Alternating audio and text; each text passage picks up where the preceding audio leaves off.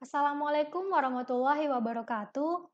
大家好，你们身体好吗？Wah, udah lama banget ya kita nggak ketemu, baik itu secara online maupun offline ya. Langsung juga udah agak sedikit kangen nih bikin-bikin video buat kalian. Cuman karena masih dalam status cuti, masih sedang sibuk dengan urusan kuliah Lause, jadi sementara tidak bisa membuatkan video-video pembelajaran. Tapi Lause berharap akun Lause masih bisa tetap aktif dan juga bisa tetap memberikan manfaat kepada mahasiswa-mahasiswi Lause khususnya ya. Dan di video kali ini, Loshe ingin sharing tentang beasiswa ke Tiongkok, yaitu beasiswa International Chinese Language Teachers, di mana yang dulunya disebut dengan nama Confucius Institute Scholarship. Nah, jadi sebenarnya beasiswa ini sama aja gitu, ICLT dengan CIS itu sebenarnya beasiswanya sama. Hanya saja pada tahun 2020 kemarin terjadi perubahan atau pergantian struktur organisasi ya di tubuh Hanpan, di mana Hanpan sebagai lembaga pemberi beasiswa kemudian berganti nama dan juga berganti sedikit strukturnya, kemudian berubah menjadi Center for Language Education and Cooperation. Nah, nama beasiswanya juga berubah menjadi International Chinese Language Teacher Scholarship. Oke, nah itu sedikit tentang pembukaan beasiswa International Chinese Language Teacher Scholarship atau kedepannya akan kita sebut dengan beasiswa ICLT. Ya. Nah, kali ini langsung ingin membagikan tentang apa aja sih gitu loh yang program-program dalam beasiswa ICLT ini, kemudian dokumen-dokumen apa saja yang harus kita persiapkan dan bagaimana prosedurnya dan sedikit tips dan trik bagaimana caranya apply beasiswa ini. Jadi untuk teman-teman mahasiswa yang kedepannya ingin mencoba beasiswa ini, baik itu beasiswa 1 tahun, 1 semester, S2 atau S3, mungkin Lasha harap bisa mendapatkan manfaat lewat video ini ya. Oke, yuk kita lihat dulu. Pertama untuk eligibility-nya atau persyaratan siapa aja sih yang bisa apply beasiswa ini. Nah, beasiswa ini dihususkan untuk beasiswa untuk mahasiswa internasional atau mahasiswa asing, orang asing. Jadi orang Tiongkok sendiri tidak bisa mengajukan beasiswa ini. Dan juga dalam kondisi fisik dan mental yang baik ya. Jadi kalau misalkan ada sakit yang sedikit berat gitu, mungkin kedepannya agak sedikit sulit. Nah, jadi kenapa salah satu persyaratan untuk mendapatkan visa ke Tiongkok yaitu adalah harus menyertakan form atau hasil medical check up.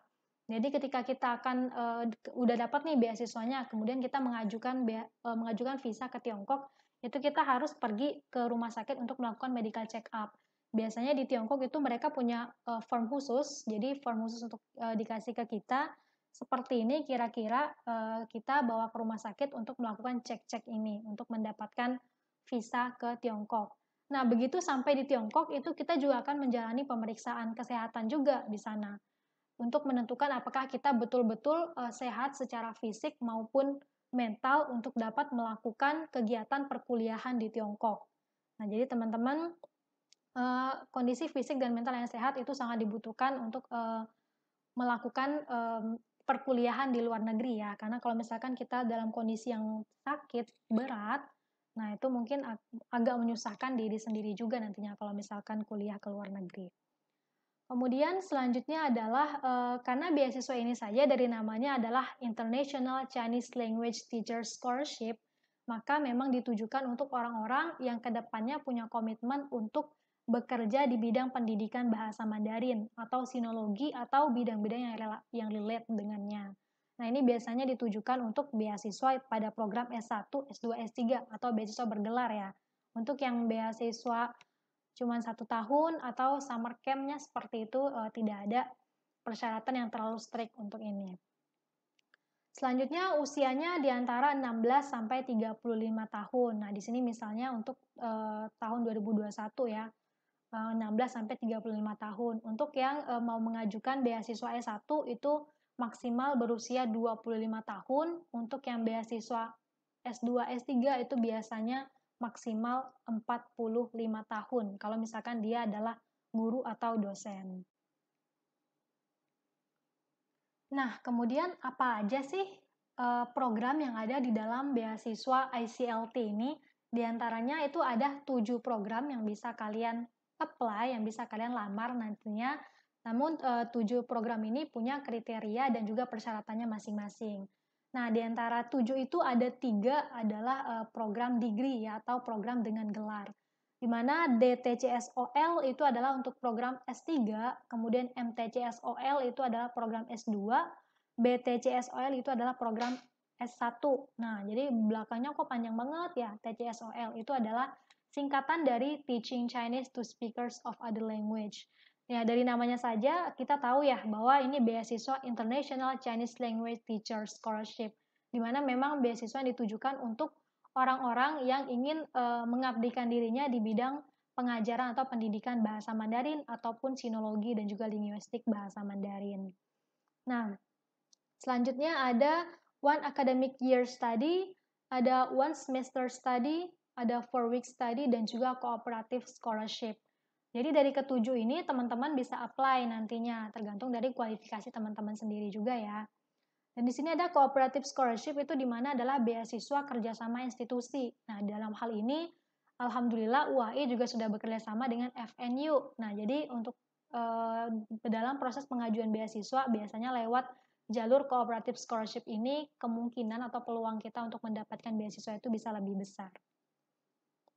Oke, yuk kita coba bahas satu persatu beasiswanya. Di sini yang pertama adalah Scholarship for Doctor's Degree in Teaching Chinese to Speaker of Other Language atau DTCSOL, yaitu program S3. Di mana untuk program S3 ini scholarship-nya itu maksimum adalah 4 tahun. Nah, jadi kalian bisa diberikan beasiswa itu selama 4 tahun. Biasanya untuk studi S3 di Tiongkok itu sekitar 3 sampai 4 tahun ya. Jadi cukup lama juga. Kemudian harus memiliki master degree-nya, S2-nya itu adalah S2 di bidang linguistik atau pengajaran atau sinologi. Ya, jadi yang berhubungan dengan Tiongkok. Jadi kalau misalkan kalian S2-nya ternyata bidang ekonomi syariah gitu, atau mungkin bidang perkebunan, itu tidak bisa melamar di jalur beasiswa ini ya, karena memang ada persyaratan khusus di mana harus S2-nya di bidang yang berhubungan dengan China, seperti itu. Ada juga minimal HSK, yaitu HSK 6 dengan skor 200 dan HSKK Advance. Jadi untuk beasiswa ini secara keseluruhan, 7 program itu mensyaratkan adanya HSK dan HSKK. Jadi kalian nggak bisa pakai sertifikat TOEFL atau IELTS. Kalian harus punya HSK dan HSKK. Ya. Oke, kemudian untuk S3 ini juga minimal punya 2 tahun pengalaman bekerja sebagai guru ataupun dosen, dan juga diprioritaskan bagi para pelamar yang bisa menyediakan surat ikatan dinas atau surat kontrak kerja dengan institusi di mana dia berasal, atau bisa dibilang institusi pendidikan. Jadi ketika dia selesai kuliah, menyelesaikan studinya, baik itu S2, S3, itu mereka kembali ke institusi itu untuk melakukan kegiatan pendidikan atau pengajaran atau maupun bekerja di sana. Nah, kemudian lanjut lagi untuk beasiswa S2-nya. S2-nya itu biasanya 2 tahun ya. Biasanya 2 sampai 3 tahun. Ada juga beberapa kampus yang mensyaratkan untuk studi itu atau kuliah S2-nya itu selama 3 tahun, tapi pada umumnya adalah 2 tahun. Dan juga pemilik atau sudah menyelesaikan studi S1 atau bisa melampirkan bukti bahwa kalian akan lulus pada tahun itu. Misalnya sekarang tahun 2022 ya, untuk nanti ya, tahun 2022 misalnya kalian mengajukan pada bulan Maret, belum lulus nih. Nah, kalian bisa menyertakan bahwa proof of expected graduation. Di situ kalian bisa menyatakan bahwa saya akan lulus pada bulan Juli tahun 2022. Nah, itu surat keterangan dari kampus itu bisa kalian gunakan untuk mengajukan beasiswa ini. Tapi tidak semua kampus ya mau memberikan surat keterangan lulus, karena beberapa kasus juga terjadi di mana banyak mahasiswa yang telah meminta surat komitmen dia akan lulus pada bulan sekian, namun pada sampai waktunya mereka tidak juga lulus gitu. Sedangkan mereka sudah diterima beasiswanya tapi mereka nggak lulus ya, otomatis nggak bisa pergi juga kan. Jadi tidak semua kampus mau memberikan surat keterangan akan lulus kepada mahasiswa. Kemudian minimal HSK-nya itu adalah HSK 5 dengan skor 210 dan HSKK Intermediate atau Chungchi dengan skor 60. Sama seperti yang S3, itu bagi S2 juga sebaiknya bisa menyediakan surat ikatan dinas atau surat keterangan bekerja di suatu institusi pendidikan, di mana nantinya setelah mereka selesai kuliah, mereka akan kembali ke situ untuk mengabdi. Itu biasanya lebih diprioritaskan atau lebih diutamakan. Kemudian lanjut ke beasiswa S1-nya. Beasiswa S1 itu 4 tahun di Tiongkok, sama seperti di Indonesia ya. Juga memiliki apa ya ini namanya ya, senior high school diploma, sudah tamat SMA atau madrasah aliyah atau SMK. Nah, itu bisa untuk mengajukan beasiswa S1 ke Tiongkok dengan syarat memiliki nilai HSK 4 minimal 210 dan HSKK Chungchi minimal skornya 60. Nah, kemudian selanjutnya kita lihat untuk scholarship for one academic year study. Jadi scholarship beasiswa untuk 1 tahun. Nah, ini yang teman-teman mahasiswa banyak mengajukan ya. Dimana di Tiongkok itu beasiswa ini mengcover sekitar 11 bulan. Dimana dimulainya itu adalah pada bulan September. Apa aja sih persyaratannya dan apa aja sih program-programnya? Kita lihat yang pertama itu ada program TCSOL, kemudian ada Chinese Language and Literature, Chinese History, and Chinese Philosophy di sini. Juga ada Chinese Language Study. Nah, kita lihat persyaratannya untuk TCSOL itu artinya kalian materi-materi atau course yang diberikan selama kuliah itu adalah selain bahasa, kalian juga diajari bagaimana cara mengajarkan bahasa Mandarin. Jadilah namanya TCSOL, Teaching Chinese to Speakers of Other Language. Di sini juga ada minimal persyaratannya itu HSK 3 dan HSKK required. Jadi di sini tidak ditentukan apakah itu HSK level Chuji, Chungji atau Kaoji dan berapa nilainya itu tidak. Nah, tapi di sini tadi tidak ditentukan, tapi diwajibkan untuk memiliki sertifikat HSK yang lulus ya. Jadi kalau misalkan kalian punya sertifikat HSKK tapi tidak lulus, ya usiau itu juga tidak bisa digunakan. Jadi kalian harus punya sertifikat HSKK dan HSK dengan keterangan heke atau lulus di situ. Kemudian ada Chinese Language and Literature, History, Philosophy di sini minimal HSK 4. Kenapa sih HSK 4? Karena untuk belajar tentang literature, wenxue gitu ya, sastra, sejarah, kemudian filsuf itu kan diperlukan bahasa Mandarin atau keterampilan bahasa yang lebih dalam ya untuk mudah memahami pelajaran yang nanti akan dipelajari. Jadi untuk standarnya lebih tinggi. Kemudian yang ketiga adalah ini yang biasanya teman-teman ajukan ya di Al-Azhar itu Chinese Language Study dengan minimal HSK 3 skor 210 dan diprioritaskan bagi mereka yang punya HSKK. Perlu saya tekankan di sini adalah teman-teman saat melamar beasiswa jangan terpaku pada batas minimalnya. Sekali lagi ya, teman-teman saat melamar beasiswa jangan terpaku pada batas minimal. Misalnya di sini tertulis minimal HSK 3 210. Terus teman-teman semuanya mendaftar HSK 3.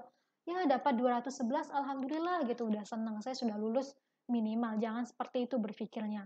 Kalian harus berpikir setingkat lebih maju, setingkat lebih tinggi. Jadi ketika misalkan disyaratkan HSK 3, oh oke, saya paling tidak bisa dapat HSK 4. Atau mungkin HSK 3 dengan skor 300. Seperti itu. Karena apa? Karena setiap tahun persaingan untuk mendapatkan beasiswa itu sangat ketat sekali. Karena kan yang melamar semakin banyak kan. Semakin banyak orang-orang yang kepingin kuliah di luar negeri dengan cara gratis.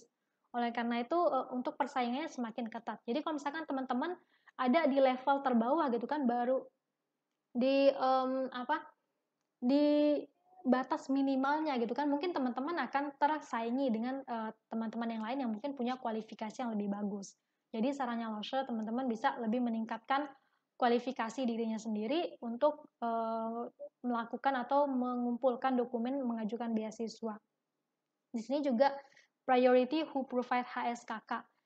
Memang diutamakan untuk mereka yang memiliki sertifikat HSKK, tapi bagi Laoshi sendiri, Laoshi mewajibkan mahasiswa untuk punya HSK dan HSKK. Dan HSKK-nya juga harus lulus, supaya kalian peluang untuk mendapatkan beasiswanya itu lebih besar. Kemudian kita lanjut ke scholarship for one semester study untuk satu semester saja, di mana itu bisa dimulai di bulan September atau bulan Maret. Nah, apa aja sih programnya? Itu ada dua, yaitu TCSOL dan juga Traditional Chinese Medicine. Di sini teman-teman sama seperti yang tadi, itu juga ada minimal HSK dan juga HSKK-nya. Teman-teman bisa lihat sendiri ya. Kemudian ada juga program scholarship for 4-week study. Biasanya ini adalah beasiswa per kelompok. Jadi mendaftarnya itu secara kelompok juga, di mana satu kelompok itu bisa 10-15 orang. Jadi dia semacam summer camp atau winter camp gitu, di mana teman-teman selama 4 minggu di Tiongkok. Biasanya kan kalau misalkan di UAI itu kalau program summer camp-nya itu biasanya 2 minggu ya. Kalau misalkan ke FNU itu 2 minggu. Nah, ini sedikit lebih lama, yaitu selama 4 minggu ke Tiongkok dengan jalur beasiswa ini. Terakhir yaitu adalah cooperative scholarship. Nah, ini adalah jalur khusus ya, di mana diperuntukkan untuk institusi yang ada kerjasama dengan institusi yang ada di Tiongkok. Misalnya dalam hal ini contohnya Universitas Al-Azhar Indonesia yang bekerja sama dengan Fujian Normal University. Itu biasanya disediakan kuota-kuota khusus gitu untuk menampung mahasiswa-mahasiswa yang bekerja sama dengan universitas yang ada di Tiongkok. Nah, jadi kita punya jalur khususnya sendiri. Oke, selanjutnya adalah untuk coverage dan juga kriterianya itu apa aja. Apa aja sih yang saya dapatkan di beasiswa ICLT ini? Nah, yang pertama itu adalah kalian bisa mendapatkan tuition fee atau uang kuliah ya. Di sini biaya kuliahnya itu adalah bebas di sini. Kalian gratis biaya kuliah. Emang berapa sih biaya kuliah di Tiongkok? Emangnya mahal ya? Itu kita lihat ya. Di sini langsung lihat di Google, tuition fee untuk di Tiongkok itu sekitar 3.300 USD sampai 9.900 USD. Itu sekitar 20.000 RMB. Sekitar 44 juta ya. Sekarang kursnya sudah 2.200 per rupiah per 1 RMB. Jadi itu sekitar 44 juta sampai sekitar 60.000 itu sekitar 137 juta RMB per tahun. Nah, jadi per tahunnya itu 44 juta. Kalau misalkan kuliah di UAI mungkin bisa sampai selesai kali ya. Masih ada kembaliannya lagi kayaknya. Nah, jadi cukup mahal ya. Jadi teman-teman kalau misalkan dapat beasiswa ini bersyukur alhamdulillah gitu kan, kita bisa mendapatkan rezeki yang luar biasa gitu, bisa kuliah di luar negeri dan gratis. Jadi dimanfaatkan dengan sebaik-baiknya. Kemudian juga mendapatkan accommodation fee, di sini adalah cusu fee atau biaya tempat tinggal, asrama juga gratis. Kemudian ada living allowance atau biaya hidup. Nah, biaya hidup di mana diperuntukkan untuk program beasiswa S1, S2, S3, kemudian untuk yang 1 tahun dan 1 semester. Nah, untuk yang 4 minggu itu tidak termasuk scholarship. Nah, untuk yang S1 kemudian one academic year 1 tahun dan 1 semester itu mendapatkan 2.500 RMB per bulan. Per orang juga ya di sini. Harusnya ini per bulan ya di sini. Di mana 2.500 itu kalau dirupiahkan setara 6.600.000. S2 itu 3.000 sekitar 7.700.000, S3 3.500 sekitar 7.700.000 rupiah. Dimana kalau cukup nggak sih langsung gitu? Emang sih kelihatannya gede gitu loh kalau misalkan dirupiahkan. Tapi apakah itu cukup untuk hidup saya di Tiongkok? Kalau menurut Langsung sendiri cukup banget ya. Apalagi kalau misalkan kalian memilih kampus yang bukan kota besar seperti Peishan, Guangzhou. Peishan, Guangzhou itu adalah Beijing, Shanghai, Guangzhou, sama Shenzhen. Ya, Peishan, Guangzhou, Shen kayaknya. Nah, itu langsung aja dulu 3.000, waktu S2 itu 3.000 per bulan, itu bisa saving 1.000. Jadi hanya langsung pakai 2.000 per bulan, itu 1.000 bisa langsung save tiap bulannya. Jadi uangnya itu nanti bisa digunakan untuk tiket pulang ke Indonesia gitu kan, setiap semester langsung bisa pulang ke Indonesia. Kemudian juga tiket buat jalan-jalan around China. Jadi juga sering langsung melakukan perjalanan traveling ke China. Kemudian juga masih bisa ditabung gitu loh, setelah selesai kuliah ternyata uangnya tuh masih cukup gitu untuk ditabung. Jadi menurut Langsung pribadi uang segitu sangat-sangat cukup sekali, bahkan bisa kita gunakan untuk hal-hal yang lain. Tapi tergantung dari masing-masing orang juga ya, biasanya biaya hidup itu tergantung dari gaya hidupnya kalian. Nah, kemudian ada juga comprehensive medical insurance. Jadi kita mendapatkan asuransi kesehatan di mana untuk yang 4 minggu itu 160 RMB, untuk yang 1 semester itu 400 RMB, kemudian untuk yang 1 tahun sampai S3 itu sekitar 800 RMB per tahunnya. Itu adalah asuransi kesehatan yang bisa kita reimburse. Oke. Nah, Lausha ini kan adalah beasiswa yang kita dapatkan atau apa saja gitu loh yang kita dapatkan, misalnya kita berhasil mendapatkan beasiswa ICLT ini, kita bisa pergi ke China dan kita mendapatkan semua ini. Kalau misalkan kita dalam kondisi kuliah online seperti ini, apakah kita mendapatkan keempat ini? Sayang sekali tidak, saudara-saudara ya. Tapi alhamdulillah ya, mendapatkan ilmu yang bermanfaat dari kelas online ini saja sudah adalah suatu hal yang patut untuk kita syukuri ya. Alhamdulillah ya. Nah, jadi kita tidak akan mendapatkan apa-apa selain kita mendapatkan ilmu yang bermanfaat ya. Jadi tapi tadi semacam yang 2.500, 3.500 itu tidak akan kita dapatkan. Nah, kecuali kalau misalkan kita ke Tiongkok, kita baru bisa mendapatkan itu semua. Nah, tapi karena kita tidak ke Tiongkok, kelasnya online, kita tidak mendapatkan biaya hidup itu. Oke, nah selanjutnya adalah Lausha ingin jelaskan tentang bagaimana dokumen apa saja yang harus kita persiapkan. Namun di sini Lausha ingin sampaikan beberapa istilah yang mungkin kedepannya akan muncul gitu di penjelasan kali ini. Di antaranya adalah host institutions dan recommending institution. Itu tuh apa sih? Yuk kita lihat sama-sama ya. Nah, di sini ada host institutions dan recommending institutions. Nah, host institutions itu namanya adalah 接收院校 atau kampus yang menerima kita kuliah di Tiongkok sana. Jadi di sini ada banyak sekali pilihan kampus yang bisa kalian pilih nantinya. Di sini kalian bisa lihat ada kampus-kampus yang menerima kalian di Tiongkok ya. Jadi di sini misalnya ada Anhui Daxue. Di sini ada bintang-bintang itu menunjukkan program apa saja yang mereka terima di sana. Contohnya Beijing Daxue, Peking University. Mereka menerima beasiswa yang Yanxiusheng. Nah, Yanxiusheng itu adalah beasiswa 1 year dan 1 semester academic study. Kemudian mereka juga menerima yang Hayu Guji Jiaoyi Zhuanye Shuoshi. Jadi mereka menerima yang S2 dan menerima yang Boshi S3. Nah, jadi di sini kalian bisa lihat, oh kampus mana aja sih yang bisa menerima program-program yang tadi sudah disebutkan. Kemudian untuk recommending institutions atau 推荐机构, itu adalah institusi di Indonesia yang bisa merekomendasikan kita nantinya. Apa aja sih, siapa saja sih, gitu kan. Kalau misalkan di Tiongkok, itu ada kampus Tiongkok yang akan menerima kita. Saat kita melamar beasiswa itu, kita juga harus direkomendasikan oleh suatu institusi tertentu apa saja yang siapa saja yang bisa merekomendasikan kita. Yang pertama kalian lihat di sini adalah Confucius Institutes ya atau Confucius Classrooms. Jadi seperti PBMUAI itu bisa menjadi lembaga yang merekomendasikan kita. Jadi kita bisa minta surat rekomendasi dari PBMUAI untuk kita melamar beasiswa ini. Kemudian ada testing centers for HSK di sini. Nah, kalian bisa misalkan kalian HSK di suatu tempat tertentu gitu, kalian bisa minta surat rekomendasi dari mereka juga.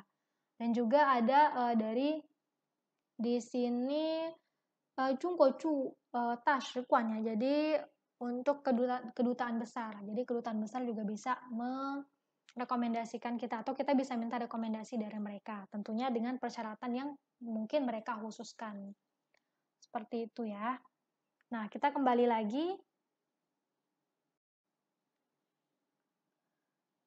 Jadi ada beberapa persyaratan yang harus kita penuhi atau kita siapkan untuk melamar beasiswa ICLT ini. Nah, di antaranya yang harus kita persiapkan yaitu adalah paspor. Nah, paspor, jadi teman-teman semuanya harus sudah punya paspor ya untuk beasiswa ke luar negeri. Yaitu kalian harus memindai atau kalian foto saja halaman bagian depan dari paspor tersebut. Bukan halaman cover ya, tapi halaman depan yang berisi identitasnya kalian. di mana berisi nomor paspor, nama kalian, tempat tanggal lahir, dan sebagainya. Bagian depan itu kalian pindai, kalian scan, atau kalian foto saja gitu kan. Sekarang kan juga banyak aplikasi-aplikasi pemindai lewat handphone ya, itu bisa kalian siapkan, kalian foto.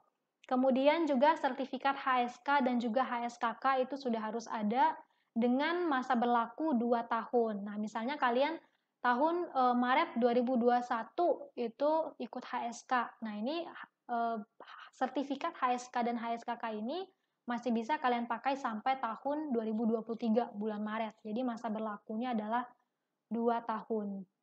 Kemudian ada recommendation letter dari head of the recommending institution yang seperti tadi harus sampaikan. Jadi dari Indonesia sendiri kita ada tempat-tempat atau institusi yang harus merekomendasikan kalian. Nah, kalian harus mendapatkan surat rekomendasi itu dari kepala institusi tersebut. Nah, misal dalam hal ini di kampus kita punya Pusat Bahasa Mandarin atau Konsesiennya Universitas Al-Azhar Indonesia. Jadi kalian bisa meminta, bisa menghubungi institusi tersebut dan kemudian memenuhi gitu ya, memenuhi persyaratan yang mungkin diminta oleh PBMUAI atau oleh institusi yang bisa merekomendasikan kita. Nah, teman-teman biasanya kalau misalkan di PBMUAI itu hanya minta sertifikat, enggak, kalian harus melengkapi semua persyaratannya dulu, baru dari PBMUAI akan memberikan recommendation letter-nya. Ya, itu nanti akan kita bahas. Oke, kemudian selanjutnya adalah certification of the highest education diploma. Oke, di sini adalah ijazah ya, ijazah dan juga transkrip nilai terakhir kalian. Jadi misalnya kalian mau apply beasiswa S2, itu minimal punya ijazah S1 yang sudah diterjemahkan ke dalam bahasa Inggris dan atau Mandarin. Jadi terkhusus untuk teman-teman yang ingin mengajukan beasiswa degree S1, S2, S3 itu wajib banget ijazahnya diterjemahkan ke bahasa Inggris atau ke bahasa Mandarin lewat penerjemah tersumpah atau notaris.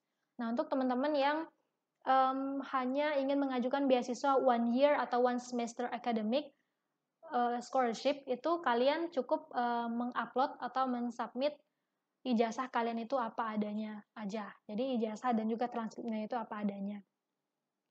Oke, lanjut untuk yang degree scholarship program itu juga ada beberapa tambahan khusus ya. Misalnya untuk yang S3 itu minimal harus punya harus menyediakan 2 reference letters atau surat rekomendasi dari profesor atau associate professors. Nah, di sini associate professors kalau di Indonesia adalah dosen dengan tingkat jabatan akademik lektor kepala. Jadi profesor dan juga dosen dengan jabatan akademik lektor kepala yang memiliki bidang kajian yang linear dengan bidang kajian bahasa Mandarin. Misalnya profesor atau lektor kepala tersebut di bidang linguistik atau di bidang sinologi, di bidang pengajaran bahasa asing. Nah, itu bisa. Atau mungkin expert yang memiliki professional titles yang setara ya, seperti itu. Kemudian juga harus menulis personal statement yang berisi tentang rencana penelitian ke depannya, kemudian juga referensi yang sudah pernah kita baca berkaitan dengan penelitian kita nanti ke depannya. Itu sebanyak 3.000 kata. Nah, untuk yang MTCSOL sama juga harus menyediakan 2 recommendation letter dari profesor atau dosen setingkat lektor kepala, dan juga untuk S3 dan juga S2 yang memiliki perjanjian kerja atau mungkin yang bisa menunjukkan bahwa setelah lulus nanti mereka akan bekerja di institusi mana, buktinya seperti itu akan lebih diutamakan atau diprioritaskan. Oke, kemudian untuk pelamar beasiswa yang di bawah umur 18 tahun juga harus menyediakan suatu dokumen tertentu ya, yang bisa, saya juga kurang paham dokumen seperti apa, namun karena memang 18 tahun masih dianggap di bawah umur, jadi pasti perlu pendampingan di sini. Dan juga applicants atau pelamar beasiswa juga harus menyediakan beberapa dokumen tambahan yang diminta oleh host institutions. Perlu kalian ketahui bahwa persyaratan beasiswa yang ada di sistem ICLT ini itu adalah persyaratan paling minimal. Biasanya untuk kampus-kampus yang bagus, yang terkenal semacam Beijing Daxue, Beijing Shifan Daxue, Shanghai Waiguoyu Daxue, ECNU, dan lain-lainnya itu mereka punya standar minimalnya mereka sendiri. Misalnya, Lausha kasih contoh untuk ke Peita, Peking University, Beijing Daxue, itu untuk S2-nya gitu ya. Kalau misalkan di sistem ICLT-nya sendiri, mereka minimal adalah HSK 5 nilai 210, HSKK Chungji minimal 60. Tapi kalau kita melamar beasiswa S2 ini ke Peita, itu mereka minimal batasnya adalah HSK 6 220 dan HSKK level Kauji. Ya. Nah, jadi itu kalian perlu banget untuk memperhatikan website universitas yang kalian tuju. Biasanya mereka punya ketentuan tersendiri, mereka punya additional dokumen tersendiri, dokumen tambahan tersendiri. Lausha kasih contoh lain, misalnya ke ECNU, East China Normal University, Huatung Shifan Daxue di Shanghai. Itu juga termasuk salah satu universitas favorit yang ada di Tiongkok ya. Itu juga mereka meminta saat melamar beasiswa, mereka juga meminta hasil medical check up. Nah, biasanya kalau medical check up itu kan kita udah ketahuan lulus nih, udah menerima bahwa kita lulus, baru kita medical check up untuk visa. Tapi di CNU mereka sudah minta dari awal hasil medical check up itu. Ya, biasanya hasil medical check up itu hanya berlaku selama 6 bulan. Mereka sudah dari awal minta medical check up, minta SKCK, minta bukti publikasi, segala macam. Itu untuk kampus-kampus yang memang sangat baik sekali. Jadi perlu banget buat kalian untuk cari informasi, gali informasi sendiri terkait kampus-kampus yang akan kalian tuju. Kemudian untuk lanjut ya, untuk guru atau dosen itu juga bisa menyertakan surat bukti bahwa mereka adalah seorang guru, sudah berapa tahun mengajar apa saja, itu untuk memperkuat eligibility-nya, untuk bisa memperkuat peluang atau memperbesar peluang mendapatkan beasiswa ini. Kemudian untuk para pemenang Chinese Bridge Competition tingkat internasional atau finals di Tiongkok, itu biasanya kita atau mereka itu sudah punya sertifikat beasiswa sendiri. Jadi namanya Jiangxuejin Zhengshu. Sudah pasti mendapatkan sertifikat beasiswa, itu tinggal diupload saja. Atau mungkin buat teman-teman yang juara di tingkat nasional gitu, misalnya juara 2, 3, itu bisa minta surat rekomendasi dari kedutaan besar. Supaya bisa memperkuat kalian untuk bisa memperbesar peluang mendapatkan beasiswa ini. Oke, hal-hal lain yang perlu diperhatikan adalah untuk kurikulum dan juga mata kuliah apa saja sih yang dipelajari, itu bisa kalian kontak langsung ke host institutions-nya atau kampus yang di sana. Kemudian juga harus kalian perhatikan adalah kriteria dan deadlines-nya. Deadlines-nya penting banget ya buat teman-teman untuk tahu. Jangan sampai udah lewat deadlines kita baru sadar gitu, ternyata kita belum submit. Kemudian juga untuk beasiswa degree S1, S2, S3 itu biasanya ada Niantu Pingshen atau annual review. Jadi setiap tahun sama seperti beasiswa yang lain ya. Jadi setiap tahun kita akan dinilai apakah layak untuk diteruskan beasiswanya ataukah tidak. Nah, kemudian untuk beberapa orang yang mungkin terlambat dalam register atau tidak lolos uji kesehatan gitu, itu mungkin ada kemungkinan besar juga akan dihapuskan beasiswanya. Dan pemeriksaan kesehatan ini tidak hanya dilakukan di Indonesia, di Tiongkok sendiri itu juga ada pemeriksaan kesehatan. Jadi ketika kita ingin memperpanjang dari visa menjadi residence permit, itu kita juga ada serangkaian pemeriksaan fisik ya di Tiongkok. Jadi kalau misalkan tidak lewat pemeriksaan fisik itu, oke, otomatis beasiswa kita akan dicabut dan kita dikembalikan lagi ke negara asal. Kemudian untuk application procedures, nah di sini perlu teman-teman perhatikan bahwa untuk beasiswa ICLT ini dimulai pada tanggal 1 Maret. Nah, 1 Maret itu mulai bisa mengupload, kemudian mensubmit beasiswa beasiswa formnya kita itu. Nah, yang biasa langsung sampaikan adalah teman-teman, meskipun untuk waktu deadline-nya masing-masing program itu berbeda-beda, tapi Lausha harap sebisa mungkin di awal Maret semuanya kalian sudah menyelesaikan dan sudah mensubmit semua application-nya itu. Karena apa? Karena pengalaman-pengalaman sebelumnya itu kita lihat bahwa banyak sekali mahasiswa yang menunda-nunda gitu loh, suka banget menunda-nunda untuk mensubmit atau mungkin dokumennya yang belum lengkap gitu, akhirnya mereka akhir Maret atau awal April baru mensubmit. Dan itu biasanya sebagian besar kampus, apalagi kampus yang bagus-bagus, ya itu sudah tidak menerima lagi.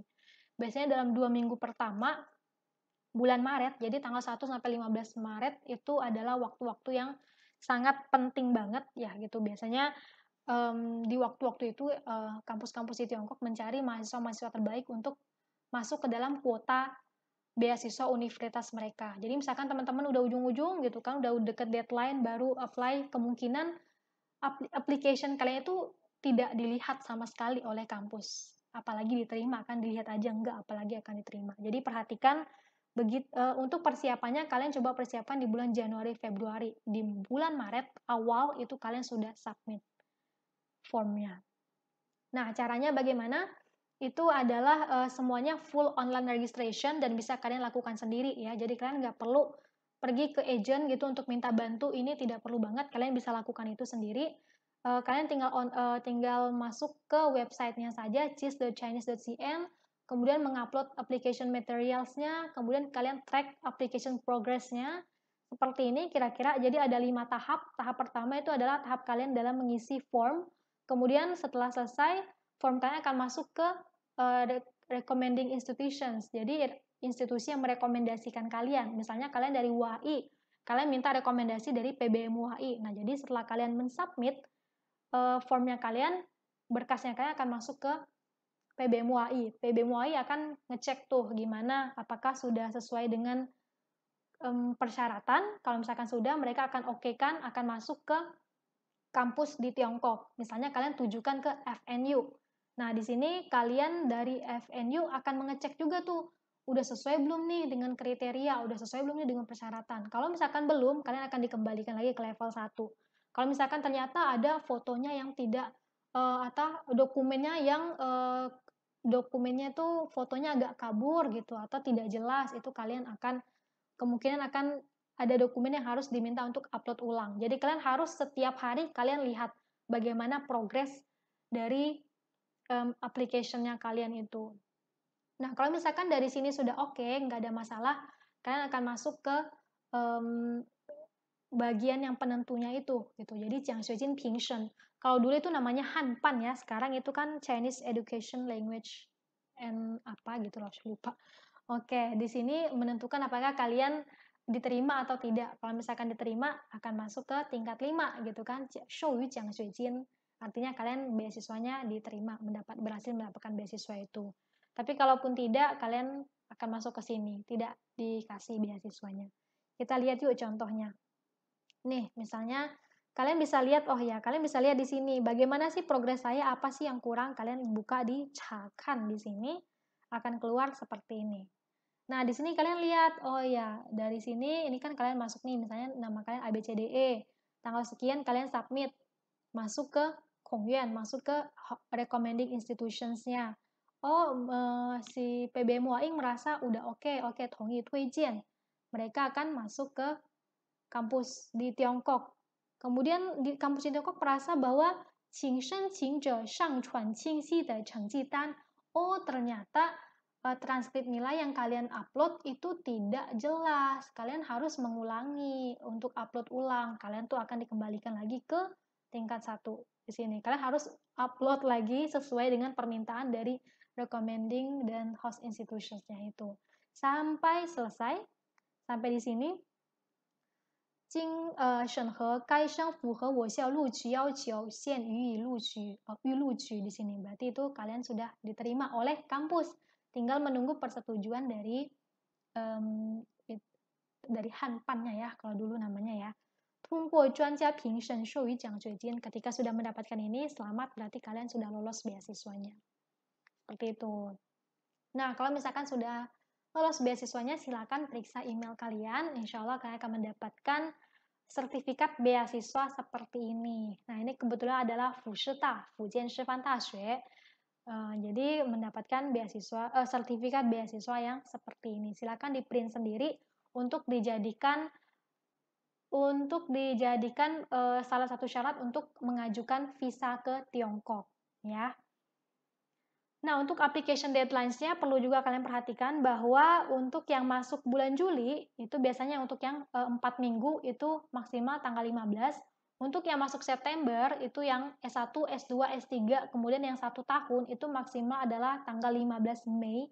Maksimal 15 Mei, langsung tekankan sekali lagi, sebisa mungkin dalam bulan Maret itu sudah kalian submit semuanya. Karena itu kan seperti tadi yang kalian lihat ya, itu bisa kita udah sampai di level 3 bisa aja gitu dikembalikan ke level 1 karena ada yang tidak sesuai dengan permintaan dari kampus ataupun recommending institutions-nya. Jadi jangan sampai mepet-mepet baru kalian ajukan, jangan sampai seperti itu. Jadi kalian harus dari awal Maret itu semuanya sudah di-submit semua. Januari, Februari kalian siapkan untuk persyaratannya.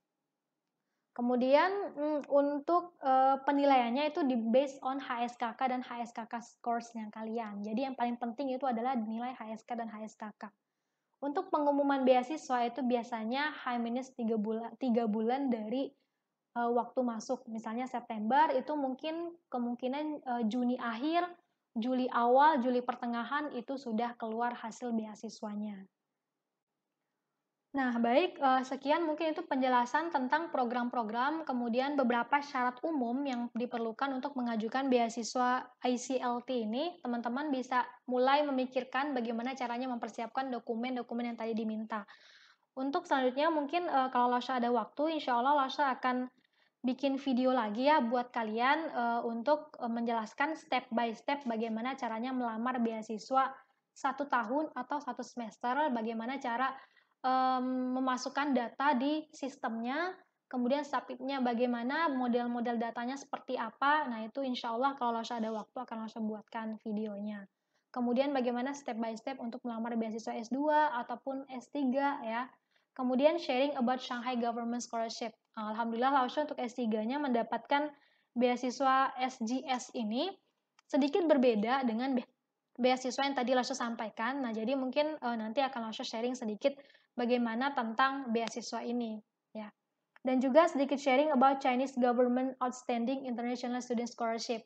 Nah, jadi teman-teman kalau misalkan sudah kuliah di China, biasanya untuk kuliah degree ya, S1, S2, S3, kalau misalkan teman-teman ingin dapat beasiswa lagi itu bisa banget. Jadi udah dapat beasiswa, dapat lagi beasiswa gitu kan. Masya Alhamdulillah juga pernah mendapatkan beasiswa ini lagi, itu sebesar 30.000 RMB sekali kasih. Jadi sekitar 66 juta. Mendapatkan beasiswa tambahan dari beasiswa utama Laoshe waktu itu beasiswa Chinese Government Scholarship waktu S2 dan Laoshe dapat tambahan beasiswa lagi. Jadi selama kita berusaha mencari informasi tentang beasiswa, insya Allah rezeki beasiswa itu ada. Jadi teman-teman jangan pernah takut, yang paling penting adalah dipersiapkan saja sedini mungkin diri dan juga dokumennya kalian ya. Oke, Laoshe berharap sharing hari ini bisa membawa manfaat ya buat teman-teman semua. Sampai jumpa insya Allah di sharing berikutnya. 好，大家谢谢收看，再见，Assalamualaikum。